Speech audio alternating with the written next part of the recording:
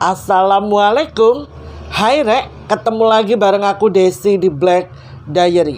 Dan selamat datang kembali di segmen Curhat Horor. Di episode kali ini aku akan membawakan sebuah cerita yang dibagikan sama salah satu temanku bernama Mas Aji.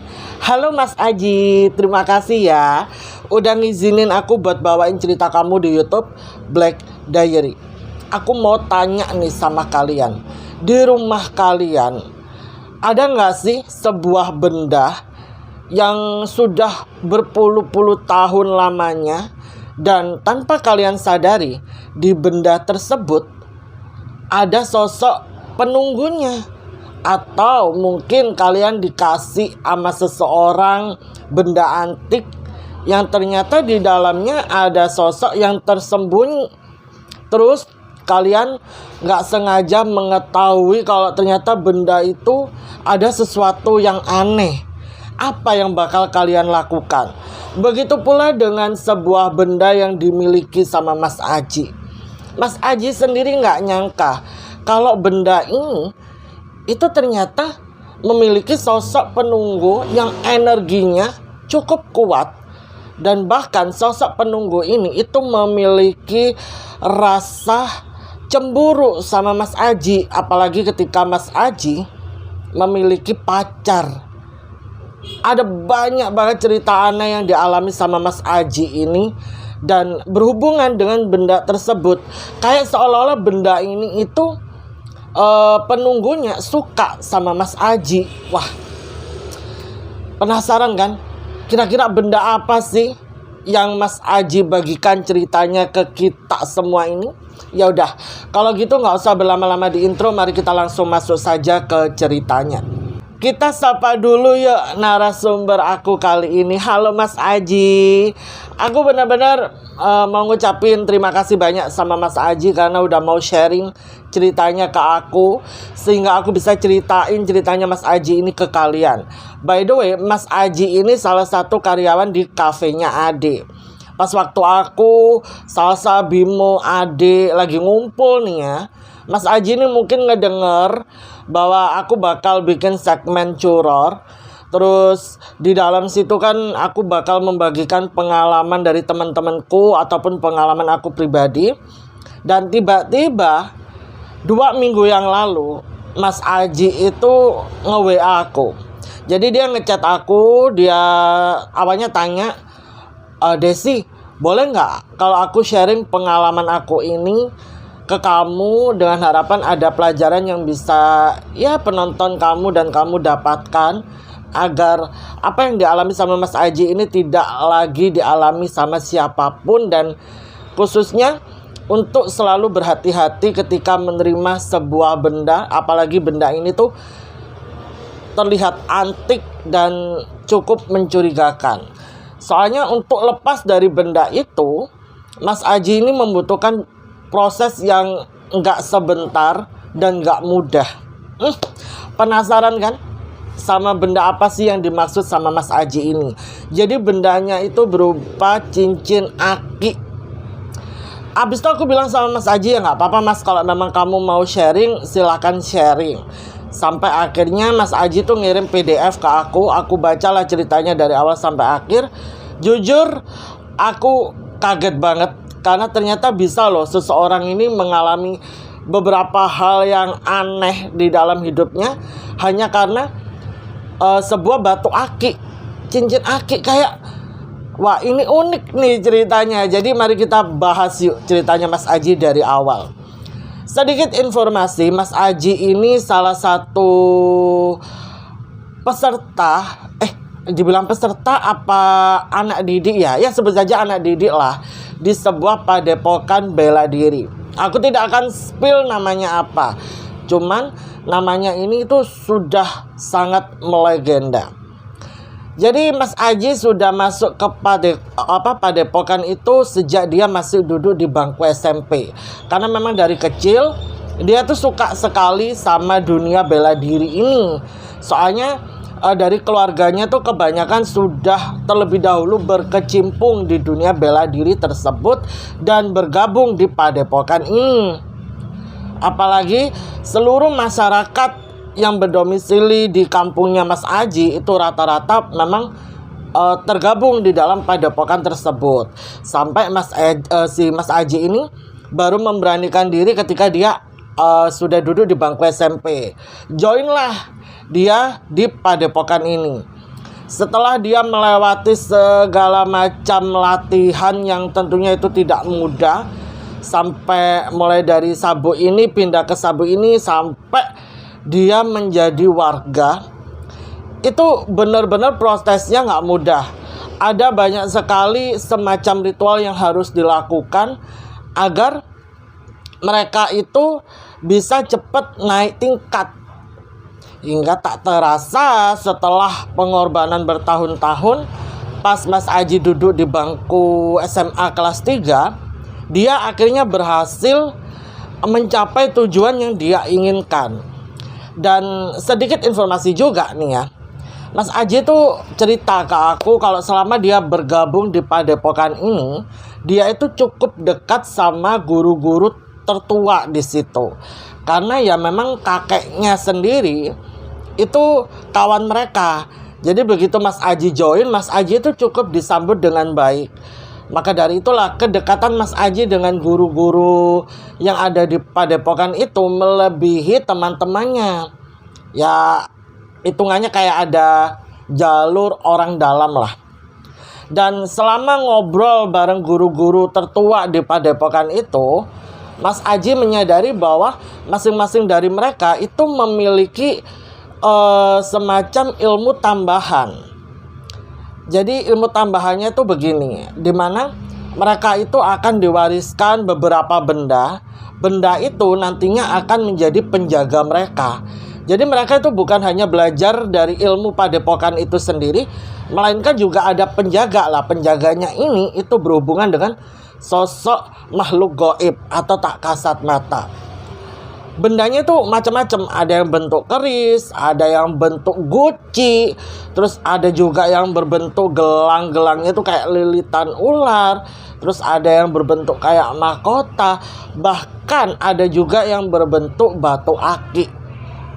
Kalau kita ikut join nih ke padepokan itu, terus kita melihat guru-guru di sana tuh pada pakai aki gede-gede, itu bukan sesuatu hal yang aneh. Jadi mereka pakai batu aki itu nggak sembarangan cincin aki, nggak sembarangan batu aki yang mereka pakai.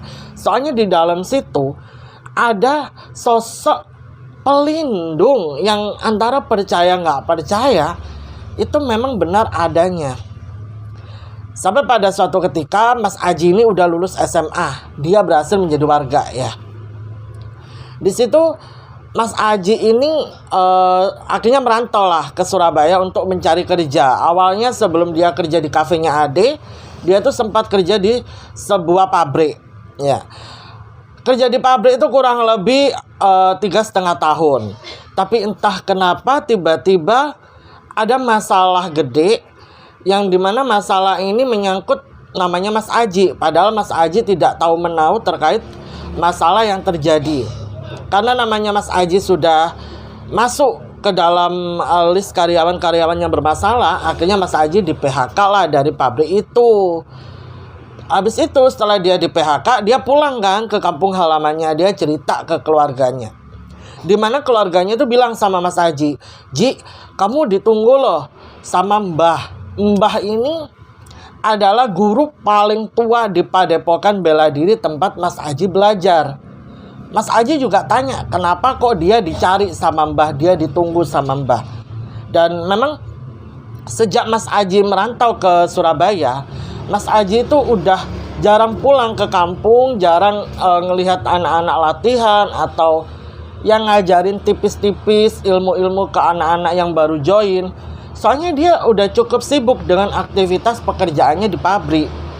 Lah kini dia udah nganggur, dia pulang ke kampung halamannya, terus dikasih tahu kalau dia ditunggu sama Mbah. Ya udahlah, akhirnya dia memutuskan untuk sowan. Pergilah dia ke padepokan itu di keesokan harinya sekitaran jam 7 pagi. Begitu Mas Aji tiba di sana, Mas Aji udah disambut nih sama guru-guru yang waktu itu lagi ada di situ nunggu murid-murid yang pada mau belajar. Karena memang dari dulu Mas Aji ini daripada sama teman-teman seangkatannya, dia tuh lebih dekat sama guru-gurunya. Begitu disambut, akhirnya Mas Aji dikasih tahu kalau Mbah yang dimaksud sebenarnya namanya Mbah Dodo ya. Mbah Dodo ini jatuh sakit, dan sakitnya itu ya mungkin karena beliau sudah berumur 110 tahun. Jadi membuat tubuhnya ini sedikit kesusahan untuk bangun dari tempat tidur. Dan berhari-hari lamanya Mbah Dodo ini tuh selalu menyebut namanya Mas Aji, kayak seolah-olah dia itu pingin bertemu sama Mas Aji. Mas Aji juga mengungkapkan apa yang selama ini dia rasakan, sampai akhirnya dia memutuskan untuk udahlah aku pulang kampung aja. Sebenarnya saat dia di PHK dari pabrik itu dia rencananya masih pengen stay di kos sambil apply lamaran kerja. Gak tahu kenapa di hati kecilnya itu ada sesuatu yang mendorong dia, kayaknya aku harus pulang kampung deh. Dan selama dia kayak bimbang itu ya mau pulang kampung atau stay, itu dia sempat mimpi 2 kali, dimana di dalam mimpinya itu dia bertemu sama Mbak Dodo. Mbak Dodo tuh kayak kangen banget gitu sama Mas Aji. Ya udah, akhirnya setelah dia mempertimbangkan banyak hal, dia memutuskan untuk pulanglah ke kampung halamannya. Nggak taunya dia dikasih tahu sama keluarganya kalau dia tuh ditunggu sama Mbak Dodo, dan kondisinya Mbak Dodo itu juga lagi sakit parah seperti itu. Jujur Mas Aji kaget banget pas Mas Aji diantar masuk ke kamarnya Mbak Dodo. Memang dari situ Mbak Dodo ini udah terlihat kayak lemah, kayak matanya itu pandangannya udah kosong. Memang beliau udah sepuh ya, secara umurnya aja udah 110 tahun. Di situ Mas Aji mendekat ke arah tubuhnya Mbak Dodo. Mas Aji mengucapkan salam. Mas Aji bertanya dengan lembut. Mbah Dodo nangis ngelihat Mas Aji dengan suara terbata-bata.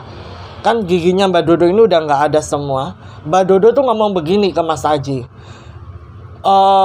Kalau aku translatein ya, ya Allah Mbak sudah nunggu dari kemarin. Mbak itu coba manggil kamu secara spiritual. Alhamdulillah nyampe, akhirnya kamu kesini. Ya Mas Aji jawab, oh ya Mbak, alhamdulillah. Mbak mau ngomong apa sama Aji? Kondisinya Mbak gimana? Mbah Dodo itu tiba-tiba kayak ngeraba sesuatu yang ada di sebelah kirinya. Sampai Mas Aji tuh bisa melihat kalau Mbah Dodo ini ngambil sebuah cincin dari kayak bawah badan sebelah kirinya gitu loh, dengan tangannya gemeter-gemeter dikasihlah ke Mas Aji. Dimana Mbak Dodo bilang, Mbah cuma mau nitip ini sama kamu pakai ya, karena cincin ini yang akan melindungi dan memberikan keberuntungan untuk kamu. Anggap aja ini warisan dari Mbah. Kamu pakai, jangan pernah kamu lepas, kecuali kalau kamu di kamar mandi. Kamu harus lepas. Awalnya Mas Aji ragu ya, karena kan tujuannya Mas Aji bergabung di Padepokan Bela Diri ini selain mengambil sertifikatnya, Mas Aji itu ya hanya sebatas ingin mendalami ilmu-ilmu yang diajarkan di Padepokan itu. Tapi kalau harus bersinggungan dengan hal-hal seperti ini, awalnya tuh Mas Aji tuh kayak gak percaya. Plus kalau andai kata benar, dia juga takut. Makanya dia males kalau harus dititipin barang-barang kayak gini, karena dia sendiri belum siap.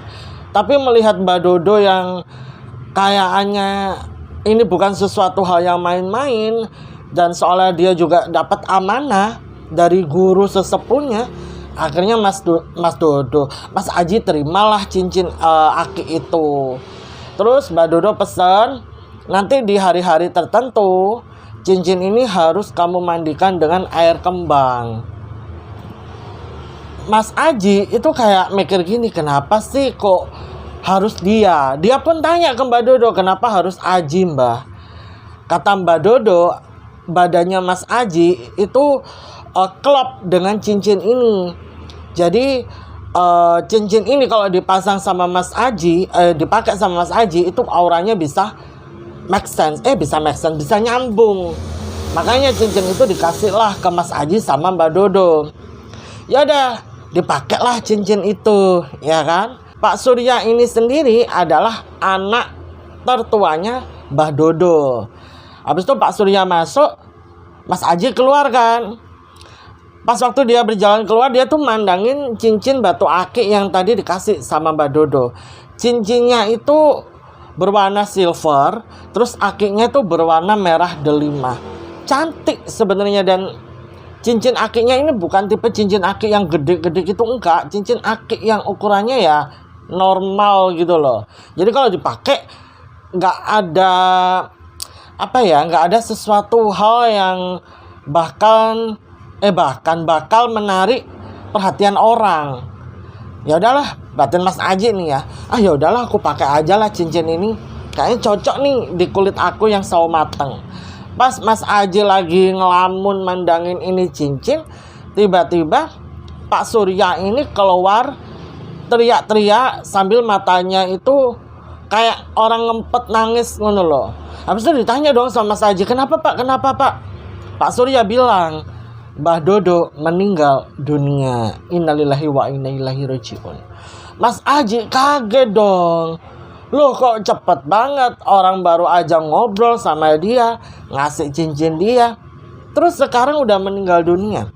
Antara percaya nggak percaya. Di situ semua warga yang dikabarin Mbak Dodo meninggal dunia nggak kalah kagetnya sama Mas Aji. Akhirnya hari itu dikenang sebagai hari duka atas meninggalnya guru tertua mereka. Dan Mbak Dodo pun dimakamkan itu setelah azan duhur berkumandang. Setelah pemakamannya Mbak Dodo, entah kenapa Mas Aji ngelihat cincinnya ini kayak bersinar lebih terang gitu loh. Kayak warna merahnya tuh ada lampunya. Sampai dia mikir, ini dia yang halu atau gimana ya? Karena itu masih hari duka orang Padepokan, Mas Aji ya masih stay di situ. Dia baru pulang tuh malam. Habis itu paginya dia ke situ lagi bantu-bantu untuk acara tahlilan, acara doa bersama. Sekitar 3 hari setelah meninggalnya Mbak Dodo, Mas Aji kan masih ada di desa tuh. Dia dapat WA dari temennya. Temennya ini nawarin lowongan kerja. Mas Aji bingung, loh, aku dapat info loker nih. Padahal yang Mas Aji tahu, pabrik tempat temennya kerja ini itu jarang banget buka loker. Soalnya pegawainya tuh udah banyak. Lah ini kok tahu-tahuan buka loker di momen yang tepat. Kadang Mas Aji tuh mikir, ya mungkin ini memang sudah menjadi rezekinya dia. Kadang juga dia mikir, apa karena cincin ini? Nah, di situ dia bingung nih. Kenapa pikirannya kok tiba-tiba mengarah ke sesuatu hal yang kurang masuk akal. Karena dia sendiri juga tipe orang yang logis kan. Dia pandangin cincin itu, dia coba mikir positifnya. Akhirnya dia bilang sama temennya, "Yaudah deh, aku mau. Yaudah, aku keep nih 1 loker buat kamu. Kamu besok datang ke sini, langsung bawa lamaran kerja." Oke, siap. Dia ngobrol lah sama orang tuanya. Dia ngasih tahu kalau alhamdulillah nih ada loker di pabrik temennya. Akhirnya sekitaran jam 6 malam Mas Aji itu langsung gas balik ke Surabaya. Besok paginya dia langsung bawa lamaran kerja ke pabrik itu. Dan alhamdulillah dia langsung diterima kerja. Mas Aji bersyukur banget setelah dia di PHK. Dia tidak butuh waktu terlalu lama menganggur. Dia dapat kerjaan baru nih. Karena memang dia itu udah ada planning. Dia mau renovasi halaman belakang rumahnya. Kasihan tuh ibunya kalau masak, kalau pas musim hujan tuh bisa kehujanan. Makanya dia tuh obses banget buat cepet-cepet dapat kerjaan baru. Soalnya kan ada orang tua juga yang harus dinafkain. Di sini Mas Aji akhirnya membuka lembaran baru nih di kehidupannya bekerja di pabrik yang baru. Dan dia merasa biasanya dia tuh kalau kerja kayak males banget soalnya bebannya kan besar. Tapi kali ini dia melangkah kerja sehari-hari itu enteng, kayak nggak bawa beban sama sekali.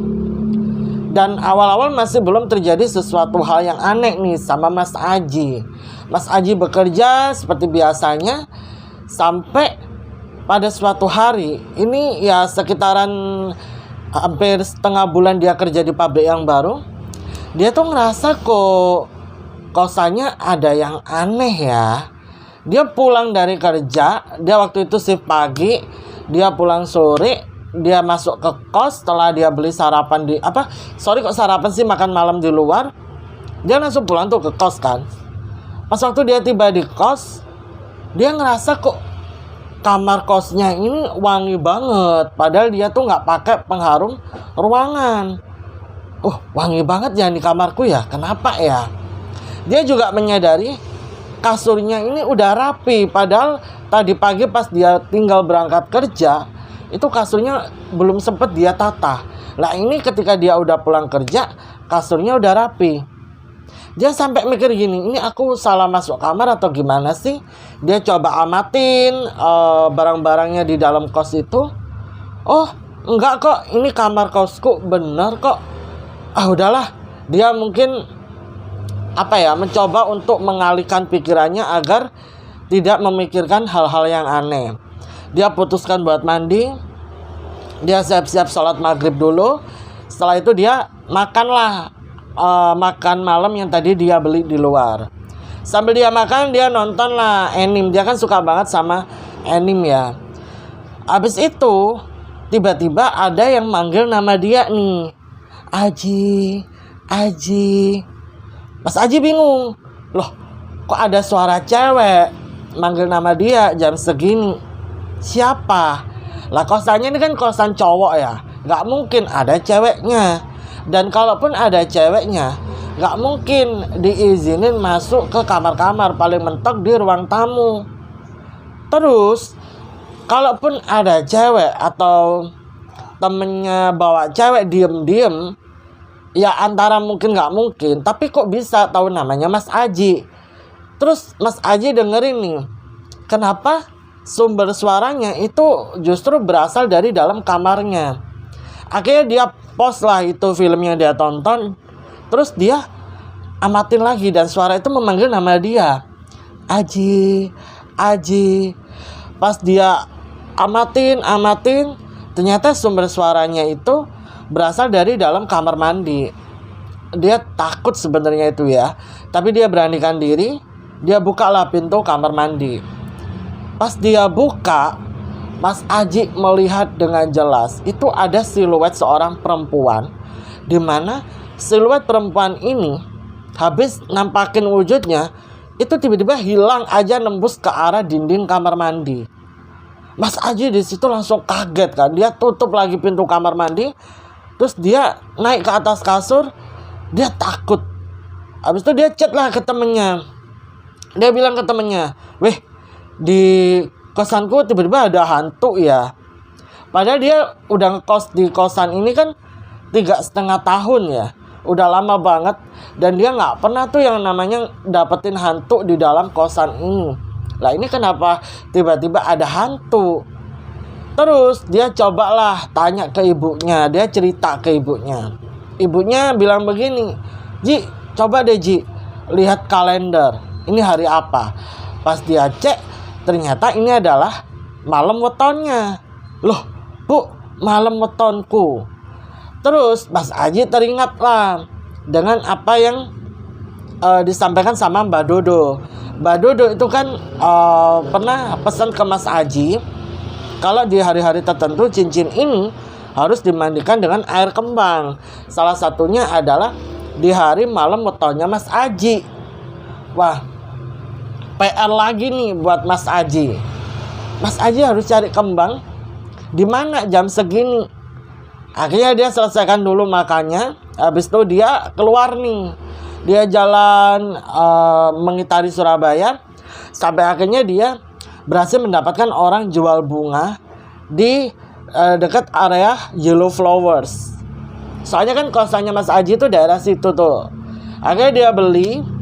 Dia tanya nih sama orangnya, "Bu, kalau bunga untuk mandikan benda-benda pusaka itu bunga apa ya?" Dikasih tahu. Habis itu langsung dibungkusin. dia bayar harganya 10.000. Terus dia kan tadi udah dapet tuh tata cara dari si penjual bunga ini. Jadi di kos tinggal dia terapin, cincinnya itu dia mandikan. Gak tahu kenapa pas waktu dia mandiin ini cincin, kamar kosannya tuh terasa kayak dingin banget. Kayak dinginnya tuh kalau kita berada di mall, itu dingin banget. Dia gak pernah mendapati kamar kosannya tuh sedingin itu. Tapi dia tetap ngelanjutin mandiin cincinnya. Habis itu dia keringkan dan dia pakai lagi. Bunganya itu dia buang. Lepas dia buang air bunganya itu di kamar mandi, tiba-tiba dia mendengar suara cekikikan seorang perempuan. Makin merinding lah dia di situ, ya kan? Terus bunga-bunganya itu dia masukkan ke kantong kresek, dia buanglah ke tempat sampah yang ada di luar kamar kosnya. Habis itu dia chattingan lah sama teman-temannya, karena kan waktu itu dia udah dimasukkan di satu grup teman-teman pabriknya. Dia ngobrol di situ bareng teman-temannya sampai gak terasa dia tidur. Lah bangun-bangun, kalian tahu apa? Dia itu mengalami sesuatu hal yang gak pernah dia alami, dimana dia itu mengalami yang namanya mimpi. Kalian tahu kan? Dia kaget pas waktu dia bangun, dia lihat celananya udah basah gitu kan. Dia langsung buru-buru ke kamar mandi. Dia langsung mandi besar di situ. Habis kelar mandi dia bingung, kenapa ya kok aku bisa kayak gini? Lah di sela-sela dia tidur malam itu dia bermimpi memang. Tapi mimpinya itu hanya sebatas dia bertemu dengan seorang perempuan. Perempuan ini cantik banget. Tapi setelah itu nggak terjadi apa-apa. Karena mimpi itu ya udah hilang dan dia nggak inget gitu loh kelanjutannya gimana. Bangun-bangun kondisinya dia udah seperti itu. Sampai dia berangkat kerja tuh sampai masih kepikiran dengan hal tersebut. Dia mau cerita ke siapa? Kalaupun ada teman cerita, dia juga malu nyeritain hal ini. Kayak kelihatan banget gitu loh kelamaan jomblonya. Habis itu pulang kerja, dia ragu nih pulang ke kamar kosannya. Dia mutusin untuk nongkrong dulu lah di warkop dekat tempat kerjanya. Di warkop itu ada beberapa temennya. Temennya tuh waktu itu lagi pada cerita hal-hal mistis. Karena kebetulan malam itu adalah malam Jumat.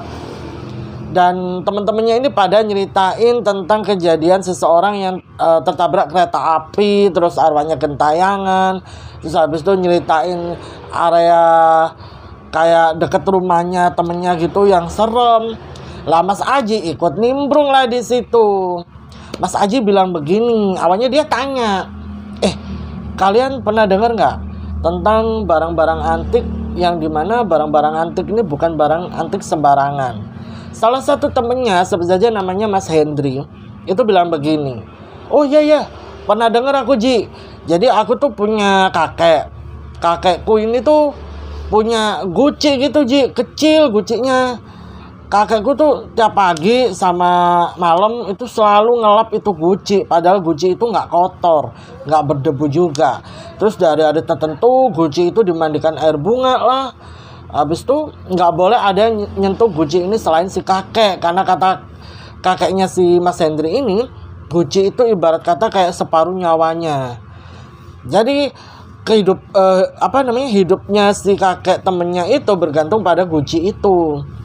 Habis itu kata bapak temennya Mas Aji, yaitu bapaknya Mas Hendri, bilang begini, kalau di guci kakeknya ini tuh ada sosok penunggu. Sosok penunggunya itu seorang perempuan. Perempuan ini tuh kayak perempuan kerajaan, bukan perempuan sembarangan. Dan perempuan ini itu bisa memberikan sebuah karisma. Makanya kakeknya Mas Hendri itu kalau dilihat sama orang-orang kayak berwibawa banget. Yaitu ada hubungannya dengan sosok penunggu di guci tersebut. Guci itu sendiri didapatkan sama kakeknya Mas Hendri juga nggak gampang. Dimana dia harus berguru ke seseorang. Sampai akhirnya kakeknya Mas Hendri diwariskan guci itu. Nggak taunya guci itu ada penunggunya. Dan penunggunya itulah yang memberikan karismatik kepada kakeknya Mas Hendri. Sampai pada akhirnya kakeknya Mas Hendri ini jatuh sakit. dan menemui ajalnya. Harusnya ya itu prosesnya kan, kalau orang menemui ajal tuh kan, kalau memang nggak ada pegangan dalam dirinya ya udah gampang-gampang aja, meskipun adalah apa kejadian apa gitu, cuman kan smooth. Sedangkan kakeknya ini itu pandangannya udah kosong, raganya ini udah apa ya, sukmanya ini udah keluar dari raganya, tapi si kakek masih hidup. Dan si kakek itu selalu memeluk Guci ini di sisa akhir hidupnya. Sebelum kakeknya Mas Hendri ini jatuh sakit sampai gak bisa bangun dari tempat tidur, itu sempat nawarin ke seluruh orang yang ada di rumah siapa yang mau diwarisin Guci ini. Tapi karena orang di rumah termasuk Mas Hendri ini gak mau ya, akhirnya kakek itu terus berhari-hari memeluk Gucinya sampai jatuh sakit gak berdaya. Jadi seolah-olah Guci ini harus diturunkan di ke keturunannya, biar si kakek ini kalau menemui ajalnya itu bisa, jalannya itu bisa gampang. Karena nggak ada yang mau diturunkan Guci itu, akhirnya si kakeknya Mas Hendri ini mengalami kesusahan untuk menjemput ajalnya. Akhirnya dipanggillah seorang ustadz, seorang sesepuh. Melalui bantuan mereka lah kakeknya Mas Hendri ini bisa pergi dengan tenang, dan Guci itu karena nggak ada yang mau diwarisi, dipecah dan dihancurkanlah sama bapaknya Mas Hendri. Tapi setelah itu rumah orang tuanya Mas Hendri ini mengalami kebakaran hebat. Gak tahu tiba-tiba kayak keluar api, dan keluar apinya juga berasal dari bawah tekel ruang keluarga. Tiba-tiba kayak muncul api aja gitu dari tackle ruang keluarga, akhirnya merembet kemana-mana. Dan itu udah coba dipadamin dari yang masih kecil, itu udah coba dipadamin, malah bukannya padam, malah melebar kemana-mana, akhirnya terbakar habis, kata Mas Hendri. Mendengar ceritanya Mas Hendri, Mas Aji akhirnya dilema lah dia. Waduh, cincin ini gimana nih? Kalau kayak gitu ceritanya, wah ini cincin bukan sembarang cincin berarti. Tapi dia coba keep dulu nih, dia nggak mau oversharing dulu soal cincin akinya. Setidaknya dia udah dapat cerita lah, dapat informasi lah, gimana perjalanan dari seseorang yang punya sebuah barang yang ternyata barangnya ini ada penunggunya. Seiring berjalannya waktu, di hari-hari tertentu, Mas Aji ini mengalami hal yang sama, yaitu mimpi itu tadi. Dia selalu terbangun dalam keadaan jalannya basah. Dia bingung, ya kan. Makin lama dia takut. Dia tuh memang tidak terkoneksi secara langsung sama si sosok ini. Dan sosok itu selalu datang itu ya di dalam mimpinya Mas Aji. Batinnya Mas Aji, maksudnya Mas Aji itu gini loh. Daripada kamu datang di mimpiku membuat aku seperti ini, mendingan kamu datang nunjukin wujud kamu langsung di depan aku, daripada harus seperti itu. Karena kan kalau seperti itu dia jadi dilema. Kalau nunjukin wujudnya secara langsung, ya udah gitu loh. Dia tahulah bakal bagaimana. Akhirnya adalah sekitar 3 bulan setelahnya, dia kan sering tuh memimpikan hal itu, terus terbangun dengan kondisi seperti itu. Makin lama dia udah capek, dan dia menyadari dirinya ini makin lama makin uring-uringan. Dia yang bukan nggak pernah sama sekali, maksudnya jarang temperamen, tiba-tiba jadi sering temperamen. Hal kecil itu bisa jadi masalah besar buat dia. Dia emosinya tuh sampai nggak bisa dia kontrol, sampai dia tuh menjadi seseorang yang emosional, nggak stabil. Ada satu waktu di mana Mas Aji ini gini, dia tuh di kerjaan kan, dia di bagian produksi. Habis itu adalah temennya ini kayak baru datang, tapi cara nyapanya tuh nggak sopan.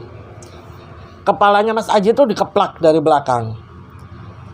Mas Aji bisa aja marah, tapi biasanya kalau Mas Aji marah nih ya, sebelum Mas Aji mengalami hal-hal aneh ini, ya paling dia cuma marah, negor biasa, terus dia keplak balik gitu kan. Tapi kali ini nggak tahu kenapa, emosinya tuh benar-benar nggak kekontrol. Dia sampai marah-marah ke anak itu seperti orang kesetanan, kata Mas Aji. Dan anak-anak yang lain ngelihat Mas Aji itu pada ketakutan. Kayak bukan Mas Aji yang mereka kenal, termasuk temennya yang ngasih loker itu. Temennya yang ngasih loker ini kan udah kenal bertahun-tahun tuh sama Mas Aji, ya kan. Nggak pernah ngelihat Mas Aji seperti ini. Temennya tuh juga merasa heran. Akhirnya mereka dipisah lah. Di situ Mas Aji masih belum terima tuh. Itu temennya tadi ngeplak kepalanya dari belakang kan salah, memang salah. Cuman nggak tahu kenapa Mas Aji ini ngebalesnya kayak lebih-lebih.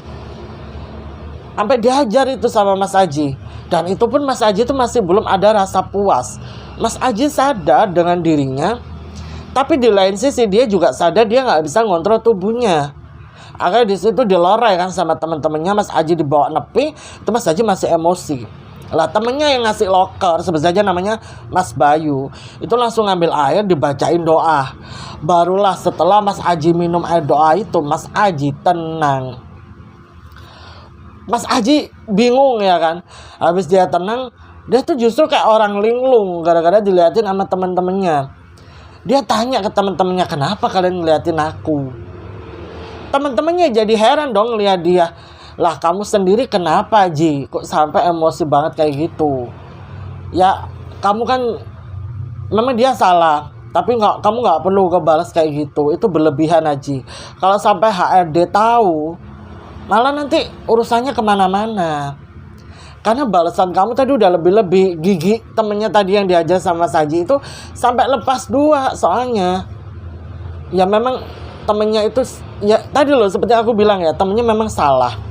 Tapi responnya Mas Aji ini terlalu berlebihan. Dan kalau berdasarkan saksi mata nih yang cerita ke Mas Aji, anak itu juga ngeplaknya itu nggak keras, cuma kayak ngene tak loh rek. Salah memang, nggak sopan ya kan. Yang bikin teman-temannya heran lihat Mas Aji itu tadi loh responnya terlalu berlebihan. Dan bener aja dong berita ini masuklah ke HRD. Mas Aji dipanggil lah sama HRD-nya. Dan di situ ada temennya tadi dia hajar itu kan.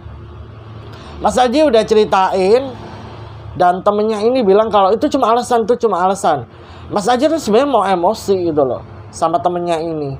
Tapi dia coba tahan karena dia ingat pesan temennya tadi yang ngasih dia air doa untuk istighfar. Kalau tiba-tiba dia mau emosi yang emosi banget disuruh istighfar, akhirnya dia coba istighfar, pelan-pelan reda tuh.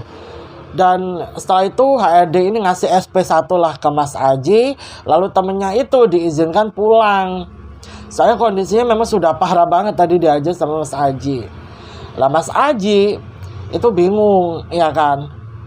Iya ya, dia nyadarin juga tubuhnya kenapa jadi begini. Dia tuh kayak gak bisa ngontrol. Padahal dia tuh sehari-hari tuh bisa loh ngontrol tubuhnya, yang dimana kalau dia ngerasa tubuhnya ini emosinya sudah berlebihan, dia bisa kontrol sampai nggak bisa meledak-ledak lah. Ini kok tiba-tiba dia meledak, dia nggak bisa kontrol tubuhnya sendiri, hingga ada di momen dimana pulang kerja itu dia nggak langsung pulang ke kos, dia pulang ke kos temennya yang tadi ngasih air doa. Akhirnya di sini Mas Aji memberanikan diri untuk cerita ke temennya. Dia ceritain semua ke temennya, termasuk mimpi-mimpi aneh, terus kejadian aneh yang dia alamin itu. Plus akhir-akhir itu juga dia merasa kalau dia tidur, dia itu kayak dipeluk sama seseorang dari belakang. Temennya langsung tanya gini ke Mas Aji, coba lihat cincin aki kamu dapat cincin aki ini dari mana? Mas Aji jelasin lagi ke temennya ini kalau cincin itu dia dapatkan dari guru sesepuhnya. Pas waktu temennya itu ngelihat cincin akinya Mas Aji, temennya langsung bilang begini, kamu minta cuti, kamu pulang ke desa, kamu tanya tentang cincin ini sama orang padepokanmu. Siapa tahu ada yang tahu tentang background story cincin ini. Oh, oke, siap. Ya udahlah, Mas Aji coba konfirmasi sama supervisornya, dia kira-kira bisa ambil cuti di hari apa. Alhamdulillah dapat cuti 2 hari, tapi masih minggu depan. Oke lah, nggak apa-apa lah. Yang penting dia dapat cuti 2 hari, dia bisa pulang lah ke desa untuk cari tahu ini cincin apa. Lah kok pas dia habis pulang dari rumah temennya itu, besokannya dia itu dapat kabar pas dia datang ke pabrik, dia dapat kabar dari teman-temannya kalau temennya yang dihajar semalam itu meninggal dunia saat perjalanan pulang ke rumah. Mas Aji kaget banget. Loh kok bisa? Katanya mengalami kecelakaan tunggal. Kalau berdasarkan berita yang didapatkan sama temen-temennya ini, temennya yang tadi diajak tuh sama Mas Aji, itu sepedanya tuh kalau berdasarkan saksi mata ya, sepedanya tuh kayak hilang kendali, terus nabrak pohon gede banget. Karena temennya ini nggak pakai helm, akhirnya pada saat dia terpelanting itu kepalanya natap ke aspal dan pendarahan parah. Sempat dibawa ke rumah sakit dan itu masih ada nyawanya. Tapi saat tiba di rumah sakit dilakukan pertolongan, temennya ini tidak berhasil diselamatkan. Innalillahi wa inna ilaihi raji'un. Dan ada beberapa kabar juga yang didapatkan teman-temannya Mas Aji. Dan kabar ini bersumber dari saksi mata yang ada di situ, mengatakan kalau temannya Mas Aji ini setelah melewati perempatan jalan raya mau nyebrang, dia tuh kayak orang ketakutan katanya. Dan berkali-kali dia tuh nyetir sambil ngelihat ke belakang. Dan berkali-kali juga dia itu ngomong ampun gitu. Sampai akhirnya dia nggak fokus nyetir, motornya hilang kendali, nabraklah ke pohon dan meninggal dunia. Mas Aji tanya, dia ampun ke siapa? Dia ketakutan sama siapa? Nggak tahu. Soalnya saksi mata yang ada di tempat situ juga nggak ngelihat apa-apa gitu loh. Dan awal-awal orang-orang itu takutnya Mas Aji ngejar, karena pada saat kejadian itu terjadi Mas Aji kan masih ada di pabrik tuh kerja, temennya kan pulang agak awal dan itu masih sore, hampir menjelang maghrib lah. Aneh kan? Ya berarti meninggalnya temennya ini ya murni kecelakaan tunggal dan gak ada hubungannya sama Mas Aji. Cuman yang jadi pertanyaan besar adalah temennya ini ketakutan ngelihat apa? Ampun sama siapa? Sampai Mas Aji itu berspekulasi jangan-jangan ada hubungannya nih sama batu akiknya dia. Dia mencoba untuk berpikir positif, dia nggak mau menghubung-hubungkan meninggalnya temennya ini dengan batu akiknya. Terus dia juga sempat takziah juga ke rumah temennya, mengucapkan bela sungkawa. Habis itu dia menjalani hari-harinya seperti biasa sambil dia nunggu waktu cutinya tiba. Waktu itu masih hari Rabu, ya. Dia baru dapat cuti tuh hari Selasa minggu depan.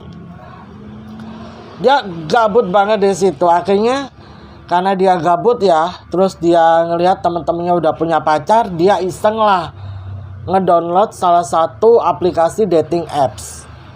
Di dating apps itu dia kenalan sama banyak sekali cewek, ya kan. Habis itu obrolan mereka pindah ke WhatsApp. Terus ada beberapa yang diajak ketemuan sama Mas Aji. Kayak di Rabu sore dia pulang kerja, dia ajak ketemuan satu cewek. Ternyata cewek ini gak cocok.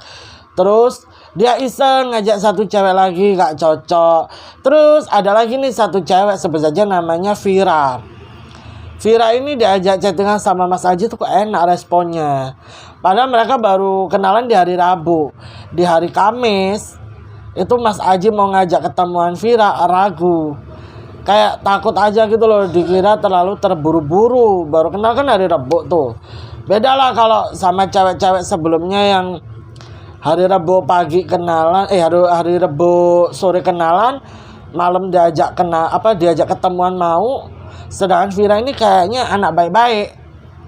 Makanya pas waktu di hari Kamis sore dia pulang kerja mau ngajak ketemuan Vira tuh ragu. Apalagi Vira ini kan kerjanya di pabrik yang deket banget sama tempat kerjanya Mas Aji yang baru nih. Dia coba chat lah ke Vira. Vira, bisa nggak nih kita ketemuan? Ya pas kamu pulang kerja, aku pulang kerja, kebetulan aku shift pagi. Ketemuan lah mereka, dan jujur di situ perasaannya Mas Aji ini makin lama makin mendalam nih sama Vira. Beda tuh kayak dua cewek semalam yang diajak ketemu sama Mas Aji. Mas Aji bilang gini ke Vira, Vira kamu nggak takut aku ajak ketemu? Lah ngapain aku takut? Mas kan ngizinin aku bawa temen, jadi aku nggak takut. Iya, jadi Vira itu datang nemuin Mas Aji sama satu temen ceweknya. Dan ngobrol sama Vira tuh kayak enak banget, nyambung banget, klop lah intinya mereka. Habis itu udah nih, habis ketemuan Mas Aji pulang kan, Vira pulang lah ke rumahnya. Dia udah sampai kos tuh udah nggak sabar mau hubungin Vira. Dia bebersih, dia sholat isya dulu.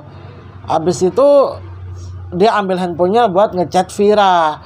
Dia hapus lah itu dating apps karena dia mikir, wah ini aku udah ketemu sama satu cewek yang klop nih, ini cewek aku cari. Jadi aku nggak perlu kenalan lagi sama cewek lain. Udahlah aku deketin aja lah si Vira.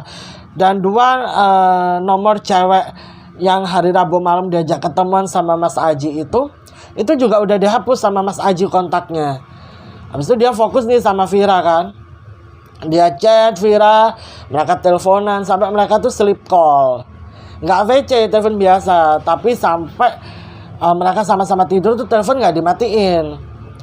Habis itu paginya Mas Aji cek handphonenya, kan handphonenya sambil dicas tuh dia tidur kan, sambil posisi masih teleponan sama Vira.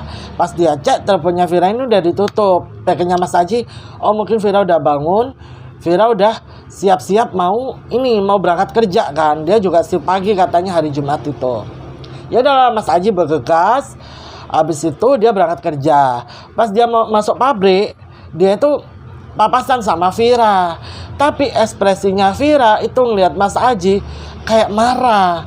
Mas Aji bingung dong. Dia manggil nama Vira, sama Vira nggak direspon. Habis itu Mas Aji masuk kerja, dia tuh kepikiran kan sama Vira. Vira kenapa ya? Hingga akhirnya jam istirahat dia cobalah ngechat Vira. Lah kok Vira itu bilang begini ke Mas Aji, udah ya Mas jangan hubungin aku lagi. Gak tahu maksud kamu ngechat aku tuh untuk apa, tapi aku kecewa sama kamu. Hah? Kecewa kenapa sih? Apa karena dia tidur duluan tuh semalam pas waktu mereka sleep call? Tapi kalau masalah itu kayaknya nggak mungkin deh. Aneh banget nih Vira, kenapa ya? Habis itu ya udahlah dia lanjutin kerja. Sore dia pulang, tujuannya itu sekalian dia mau nungguin Vira kan. Jadi dia stay di depan pabrik.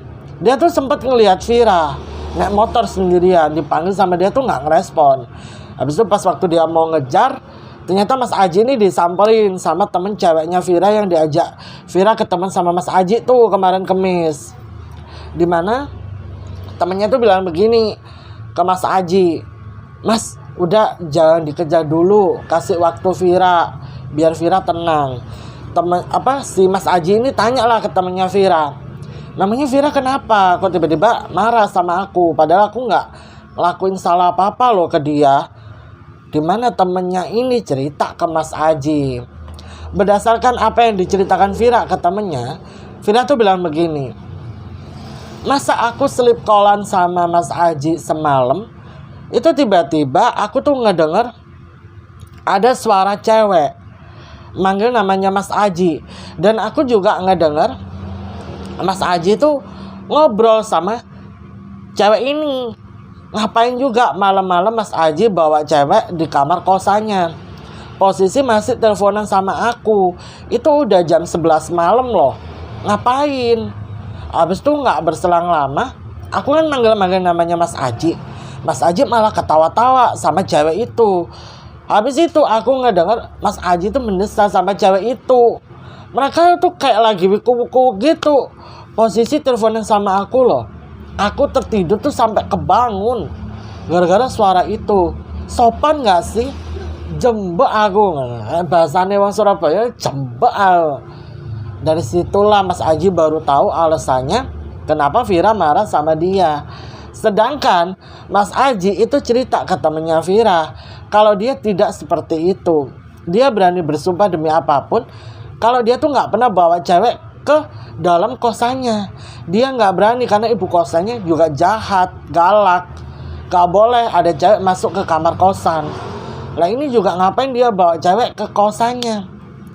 Sedang dia aja kenalan sama cewek itu baru akhir-akhir ini. Cewek yang dia kenal di aplikasi itu cuma 3 orang. 2 cewek udah dia eliminasi, tinggal Vira doang. Dan dia ngaku nggak pernah tuh kayak gitu. Terus suara cewek yang semalam itu suara cewek siapa? Ya kan? Jadi pertanyaan besar nih di benaknya Mas Aji.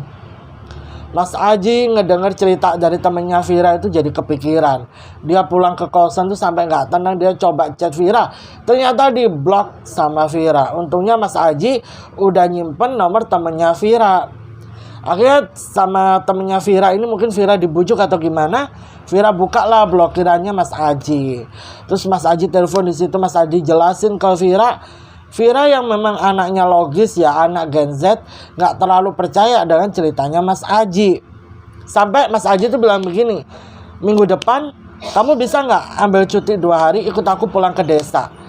Aku pengen kamu lihat sendiri kesaksian atau pernyataan dari orang-orang yang nanti aku tanyain soal cincin aki ini.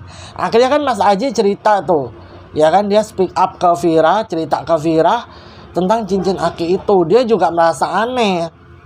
Ya udah Mas, nanti aku coba tanya ke supervisorku, bisa nggak aku libur hari Selasa sama hari Rabu minggu depan. Hari Seninnya kamu masuk apa? Aku sih pagi. Oh pas, nanti pulang dari pabrik kita langsung pergi ke desaku ya sorenya. Kamu mau nggak? Bisa nggak? Oh bisa Mas. Ya udah kamu buktiin kalau memang kamu benar-benar mau serius sama aku.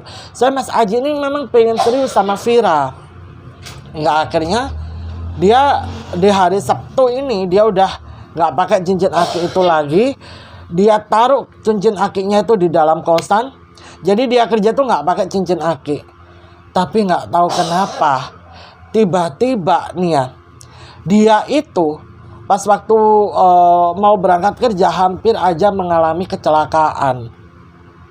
Padahal nggak biasanya dia itu nyetir dalam keadaan ngelamun. Dia pikir kan masalahnya sama Vira udah selesai. Terus tiba-tiba dia tuh kayak di tengah jalan tuh kayak ngelamun, kayak ngebengong.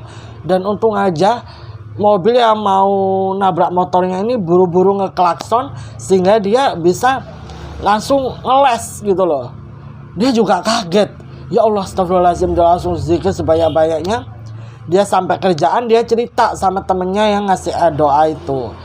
Temennya langsung bilang begini, memang cincin aki kamu itu agak ada yang aneh deh. Buru-buru deh kamu cari tahu ini apa sebenarnya. Kita langsung percepat di hari Senin sore. Hari Senin sore itu Mas Aji langsung jemput Vira di rumahnya, izin ke orang tuanya Vira, dan mereka langsung pergi ke desanya Mas Aji, ya kan? Mas Aji di situ nggak pakai cincin akinya, tapi dia bawa, dia masukkan ke dalam tasnya. Dan selama dia nggak pakai cincin aki ini, jujur dia merasa ada yang aneh dalam dirinya. Tiba-tiba dia jadi nggak nafsu makan, dia tuh jadi malas ngapa-ngapain. Di jalan dia ngebengong dan berujung dia hampir mengalami kecelakaan. Pokoknya aneh banget hidupnya ini. Begitu dia tiba di desa, Mas Aji langsung memperkenalkan Vira. Dan Vira kaget banget pas waktu Mas Aji bilang, ini calon istri bu gitu. Soalnya kalau nggak dibilang gitu kan agak aneh ya. Vira pun mengiyakan. Awalnya Mas Aji kayak kaget gitu pas Vira mengiyakan. Kayak seolah-olah nih jangan-jangan Vira punya perasaannya sama nih sama dia. Akhirnya di situ mereka istirahat. Besok paginya Mas Aji langsung ngajak Vira ke rumah ke padepokan bela diri tersebut. Malamnya tuh Mas Aji udah cerita ke ibu bapaknya. Habis itu ibu bapaknya menyarankan agar dikembalikan aja lah cincin ini ke padepokan. Sambil tanya ini sebenarnya cincin apa. Ya udahlah, paginya dia ke sana kan. Tiba di padepokan, dia bertemu sama Pak Surya dan beberapa guru yang lain. Sekaligus dia sowan dan memperkenalkan Vira. Pas waktu Mas Aji tanya soal batu aki, ekspresinya Pak Surya tuh langsung aneh, berubah. Jadi kayak orang panik gitu. Mas Aji langsung bilang begini, Pak, ngapunten, mohon maaf. Kayaknya saya nggak bisa deh bawa cincin ini lagi, soalnya saya nggak kuat sama yang ada di dalam cincin ini. Pak Surya langsung mengambil cincin itu, ditaruh di sebuah kain berwarna hitam.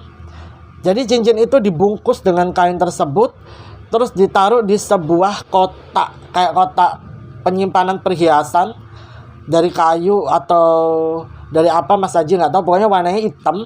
Digembok lah. Pak Surya ceritalah di hadapan Aji, Vira, dan beberapa guru yang lain, dimana di dalam cincin itu memang ada penunggunya seorang perempuan. Nggak ada yang tahu siapa namanya, dari mana asalnya, dan yang tahu itu cuma Mbah Dodo. Mbah Dodo sendiri mendapatkan cincin itu juga prosesnya tidak mudah. Ada banyak ritual, ada banyak syarat-syarat yang dilakukan Mbah Dodo seperti puasa, mandi bunga, dan lain sebagainya. Dan orang-orang tuh nggak ada yang tahu Mbah Dodo memperdalam ilmu apa dan dengan siapa tuh nggak ada yang tahu. Pokoknya yang tahu tuh cuma Mbah Dodo. Yang mereka tahu Mbah Dodo itu pernah cerita pas waktu kayak di acara malam suroan itu kan semuanya pada ngumpul. Mbah Dodo tuh selalu ngebahas tentang cincin ini. Mbah Dodo bilang kalau cincin ini tuh ada penunggunya seorang perempuan cantik banget, dan perempuan ini itu chemistry-nya kurang klop sama Mbah Dodo. Sampai pada akhirnya Mas Aji ini pernah ikut malam suroan. Itu sebelum Mbah Dodo jatuh sakit, gak bisa bangun dari kasur. Kata Mbah Dodo, nantinya yang bisa mewarisi cincin ini itu cuma Mas Aji. Soalnya apa? Soalnya penghuni cincin itu suka sama Mas Aji, suka dengan kepribadiannya Mas Aji, jiwanya Mas Aji. Jadi kalau disandingkan sama sosok ini itu klop.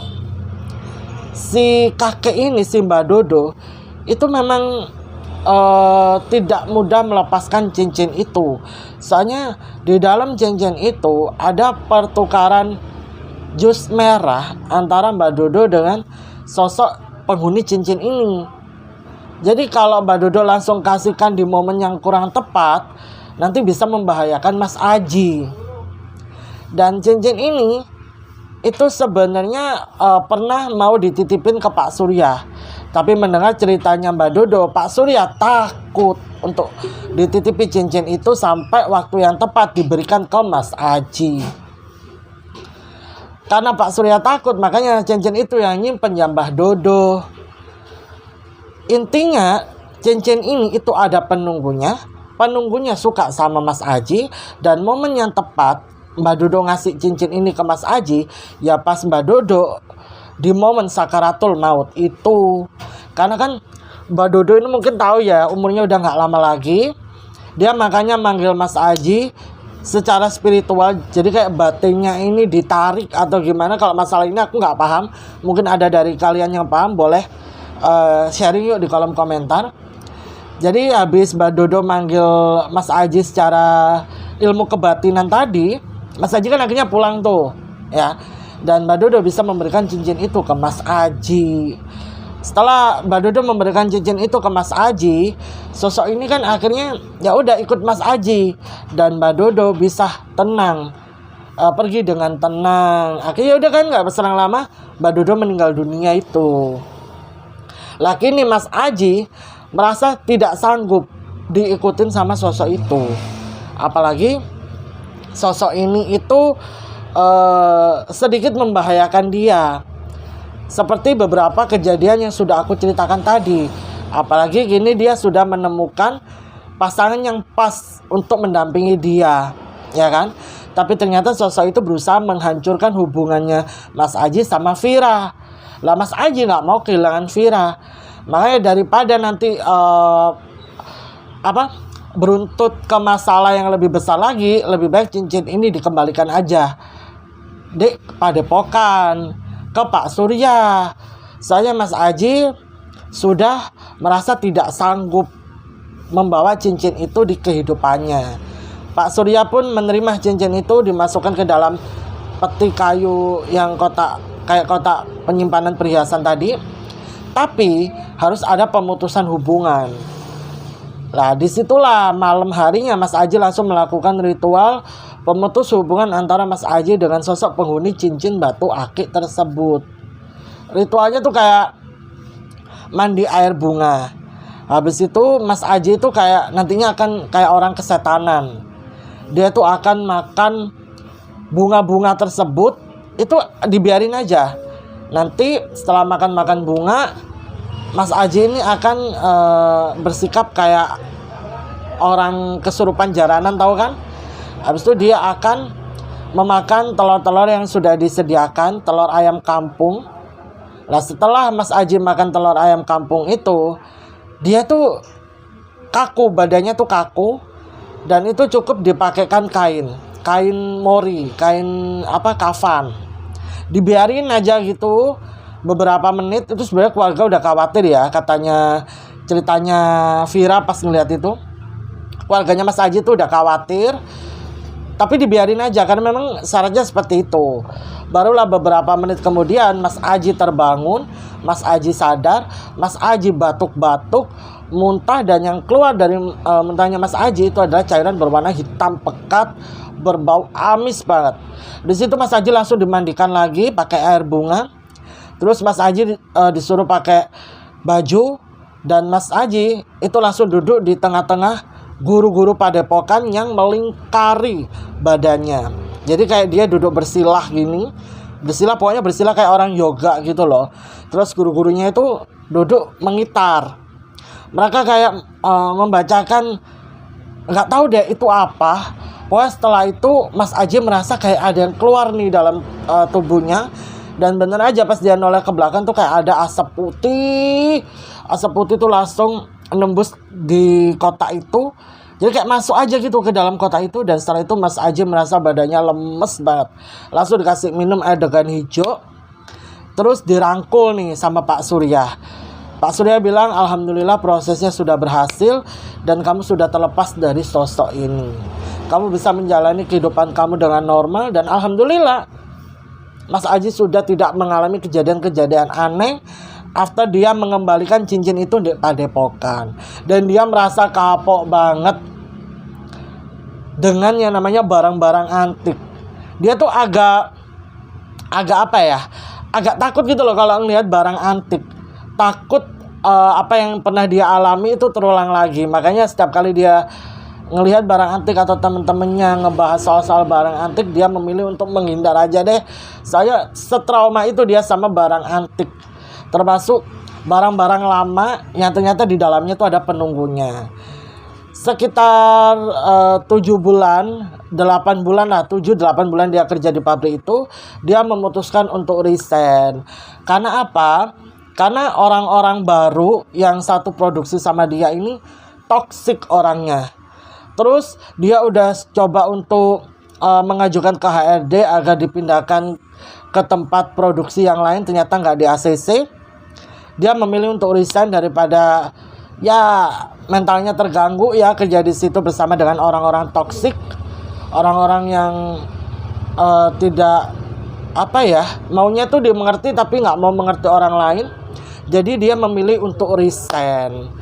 Lah setelah resign itu dia kenal lah sama Ade. Ternyata dia bisa kenal sama Ade itu soalnya ada sepupunya Ade itu yang temen lamanya Mas Aji, sama-sama suka naik gunung. Nah dari situlah akhirnya Mas Aji kan sambil cari-cari vlogger tuh dikenalin lah ke Ade, ya kan. Kan kebetulan Ade kan bikin kafe tuh, Ade butuh karyawan. Ya udah, dari situ sampai sekarang Mas Aji akhirnya kerja di kafenya Ade. Terus tahun kemarin Mas Aji menikah lah sama Vira gitu. Alhamdulillah ya ceritanya Mas Aji ini berakhir happy ending. Aku doakan Mas Aji rumah tangganya sakinah mawaddah warahmah dan terhindar dari segala sesuatu yang berbahaya, segala sesuatu yang tidak diinginkan. Pokoknya sehat-sehat selalu ya untuk Mas Aji, Vira, dan kita semua. Pelajaran dari kisahnya Mas Aji ini cukup bagus banget, tapi aku nggak mau terlalu berpendapat karena takutnya aku salah ngomong. Intinya barang-barang yang seperti itu, percaya nggak percaya itu pasti ada penunggunya.